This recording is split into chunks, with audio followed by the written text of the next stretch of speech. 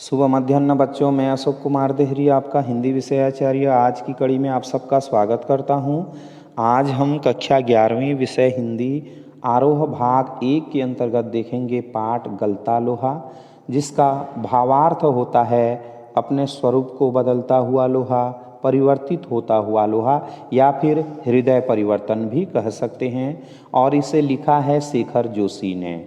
पाठ को शुरू करें इससे पहले मैं आपसे अनुरोध करना चाहूँगा, यदि अब तक आपने हमारे चैनल अशोक कुमार देहरी हिंदी क्लासेस को सब्सक्राइब नहीं किया है तो प्लीज़ सब्सक्राइब कीजिए, लाइक कीजिए, कमेंट कीजिए और अपने दोस्तों को शेयर भी कर दीजिए। और यदि आपने सब्सक्राइब कर रखा है तो कोई आवश्यकता नहीं, क्योंकि सब्सक्राइब एक बार होती है, लाइक कमेंट और शेयर बार बार होते हैं। तो आइए ज़्यादा देर न करते हुए पाठ पर अपना ध्यान एकाग्र करते हैं। इससे पहले देख लेते हैं उनके जीवन परिचय को।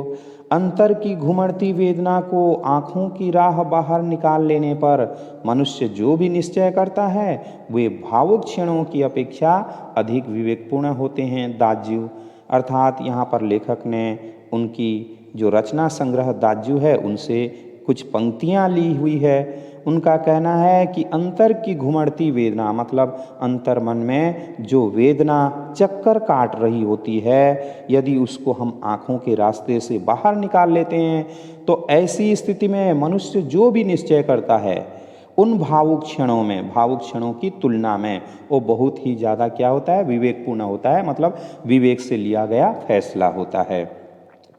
और ये उनकी रचना दाज्यू से लिया गया है। दाज्यू का अर्थ उनके उत्तरांचल की भाषा में बड़ा भाई होता है। शेखर जोशी जन्म है 1932 अल्मोड़ा उत्तरांचल। प्रमुख रचनाएं विशेष करके कहानी संग्रह को अगर लेते हैं तो कोसी का घटवार, सात के लोग, दाज्यू, हलवाहा, नौरंगी बीमार है। और शब्द चित्र की बात करें तो एक पेड़ की याद सम्मान, पहल सम्मान प्राप्त हुआ है। पिछली सदी का 6वां दशक हिंदी कहानी के लिए युगांतकारी समय था। पिछली सदी में जो 6वां दशक हुआ है वह क्या है, तो कहानी के लिए, कहानी को लेकर के युगांतकारी समय था, मतलब युग का अंतिम समय था, युग की समाप्ति का क्षण था। एक साथ कई युवा कहानीकारों ने अब तक चली आती कहानी के रंग ढंग से अलग तरह की कहानियाँ लिखनी शुरू की। मतलब इस समय जो कहानीकार हैं एक तो युवक हैं और उन्होंने जो परंपरा से चलती आ रही कहानी है उस कहानी से हट करके एक भिन्न प्रकार की कहानी लिखनी शुरू की। और देखते देखते कहानी की विधा साहित्य जगत के केंद्र में आ खड़ी हुई, मतलब वह जो विधा है साहित्य के केंद्र में भी आ खड़ी हुई। उस पूरे उठान को, उस उठती हुई क्षण को नाम दिया गया नई कहानी आंदोलन। इस आंदोलन के बीच उभरी हुई प्रतिभाओं में शेखर जोशी का स्थान अन्यतम है, मतलब उस उभरती हुई प्रतिभाओं में शेखर जोशी भी एक थे। उनकी कहानियाँ नई कहानी आंदोलन के प्रगतिशील पक्ष का प्रतिनिधित्व करती है। मतलब हिंदी साहित्य के इतिहास में एक ऐसा भी वाद है जिसको प्रगतिवाद कहते हैं, तो इसी प्रगतिवाद का प्रतिनिधित्व करती है इनकी कहानियाँ। समाज का मेहनतकश और सुविधाहीन तबका उनकी कहानियों में जगह पाता है। कहने का अभिप्राय, समाज में ऐसे लोग हैं जो मेहनत करते हैं एवं सुविधा से वंचित हैं, ऐसे लोगों का समूह ही, ऐसे लोगों का वर्ग ही इनकी कहानियों में जगह पाता है, मतलब उनको लक्ष्य किया गया है। निहायत सहज एवं आडंबरहीन भाषा शैली में वे सामाजिक यथार्थ के बारीक नुक्तों को पकड़ते और प्रस्तुत करते हैं। कहने का अभिप्राय, अत्यंत सहज एवं आडंबरहीन अर्थात दिखावा से रहित भाषा शैली में सामाजिक यथार्थ के बारीक नुक्तों को, मतलब समाज की जो सच्चाई है उनके बारीक दोषों को वो पकड़ते हुए प्रस्तुत करते हैं। उनके रचना संसार से गुजरते हुए समकालीन जनजीवन, उस समय का जो जनजीवन है, बहुविध विडंबनाओं को महसूस किया जा सकता है। उनके विभिन्न प्रकार के विडंबनाओं को हम महसूस कर सकते हैं। ऐसा करने में उनकी प्रगतिशील जीवन दृष्टि और यथार्थ बोध का बहुत बड़ा योगदान रहा है। शेखर जी की कहानी अर्थात शेखर जी की जो कहानियाँ हैं विभिन्न भारतीय भाषाओं के अतिरिक्त अंग्रेजी, पोलिश और रूसी में भी अनुदित हो चुके हैं, मतलब अनुवाद किए जा चुके हैं। उनकी प्रसिद्ध कहानी दाज्यू पर चिल्ड्रन फिल्म सोसाइटी द्वारा फिल्म का निर्माण भी हुआ है। गलता लोहा शेखर जोशी की कहानी कला का एक प्रतिनिधि नमूना है। मतलब ये जो गलता लोहा है जिसमें शेखर जी ने अपनी कहानी कला का प्रतिनिधित्व किया है। समाज के जातिगत विभाजन पर कई कोणों से टिप्पणी करने वाली यह कहानी इस बात का उदाहरण है। मतलब जो जातिगत व्यवस्था है जिस पर समाज ने कई प्रकार से टिप्पणी किए हैं, तो यह जो कहानी है उसका एक उदाहरण है कि शेखर जोशी के लेखन में अर्थ की गहराई का दिखावा और बड़बोलापन जितना ही कम है, वास्तविक अर्थ गांभीर्य उतना ही अधिक है। मतलब वास्तविकता का जो अर्थ है जिसमें गंभीरता लिया हुआ है वह बहुत ज़्यादा मिलता है। लेखक की किसी मुखर टिप्पणी के बगैर ही पूरे पाठ से गुजरते हुए हम यह देख पाते हैं कि एक मेधावी किंतु निर्धन ब्राह्मण युवक मोहन किन परिस्थितियों के चलते उस मनोदशा तक पहुंचता है। कहने का अभिप्राय यहाँ पर जो मोहन है वह मेधावी होने के साथ साथ निर्धन भी है और ब्राह्मण कुल में पैदा हुआ है, परंतु परिस्थितियों के चलते वह ऐसी मनोदशा में पहुंच जाता है जहां उसके लिए जातीय अभिमान अर्थात अपने ब्राह्मण होने का जो अभिमान है उसको बेमानी सा होता हुआ लगता है। सामाजिक विधि निषेधों को ताक पर रखकर फिर समाज ने जो विधि बनाए थे उस विधि को अर्थात ऐसी विधि जिसमें ब्राह्मणों को यह करना वह करना निषेध माना जाता है, उन निषेधों को ताक पर रखकर एक किनारे में रखकर वह धनराम लोहा के आफर पर बैठता ही नहीं, उसके काम में भी अपनी कुशलता दिखाता है, मतलब स्वयं भी काम करने लग जाता है। मोहन का व्यक्तित्व जातिगत आधार पर निर्मित झूठे भाईचारे की जगह मेहनत कशों के सच्चे भाईचारे की प्रस्तावना करता प्रतीत होता है। मानो लोहा गलकर एक नया आकार ले रहा हो। अर्थात जो मोहन है वह जातिगत आधार पर झूठे भाईचारे न करके मेहनतकश के जो सच्चे भाईचारे हैं उनकी प्रस्तावना का यह पूर्ण रूप से एक उद्देश्य रखता है। मानो लोहा गलकर एक नया आकार ले रहा हो, मानो जो लोहा है अपने नए स्वरूप को प्राप्त कर रहा हो। गलता लोहा। मोहन के पैर अनायासी शिल्पकार टोले की ओर मुड़ गए।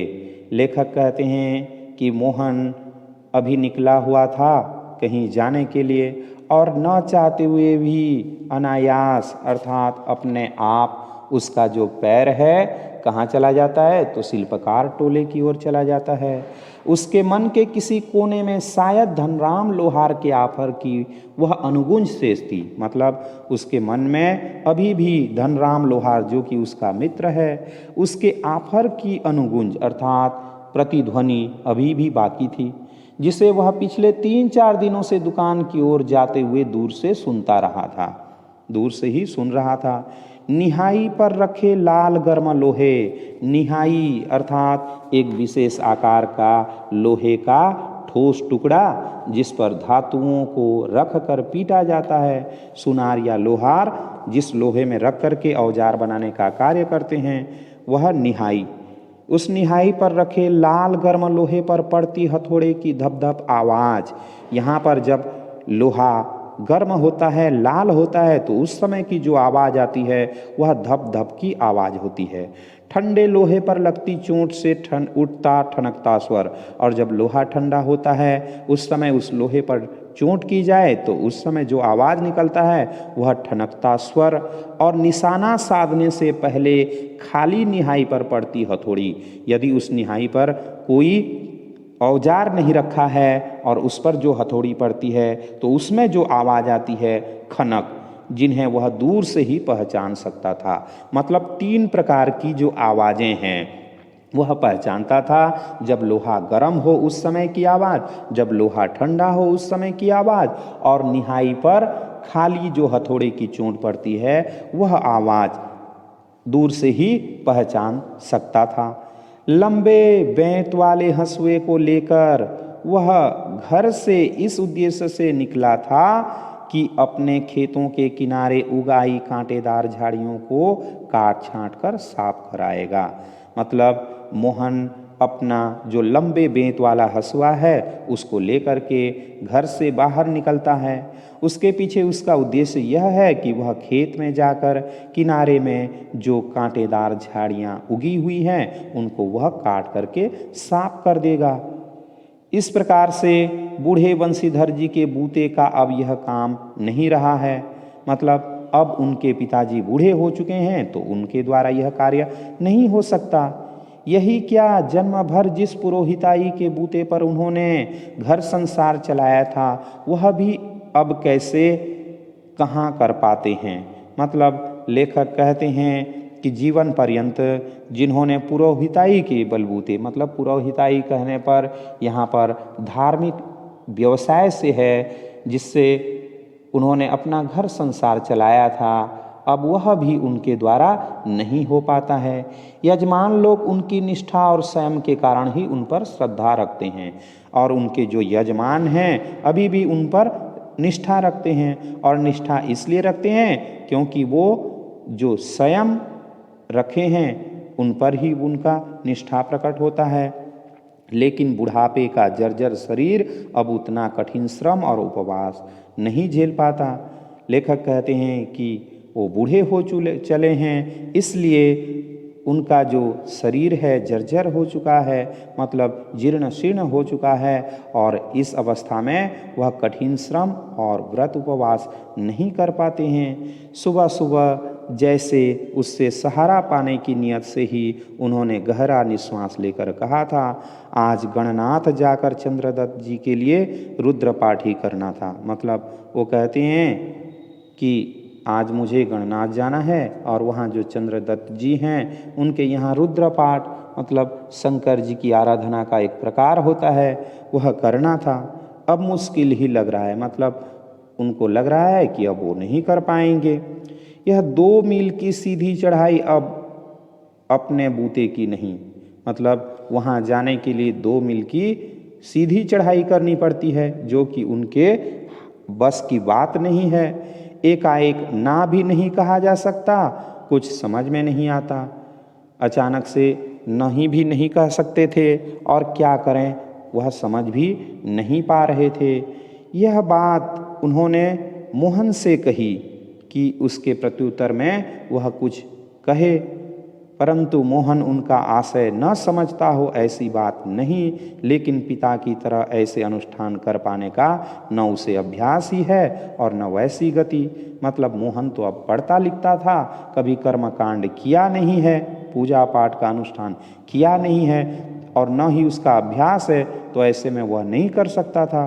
पिता की बातें सुनकर भी उसने उनका भार हल्का करने का कोई सुझाव नहीं दिया, मतलब उनको बोझ से मुक्त करने के लिए कोई उपाय नहीं बताया।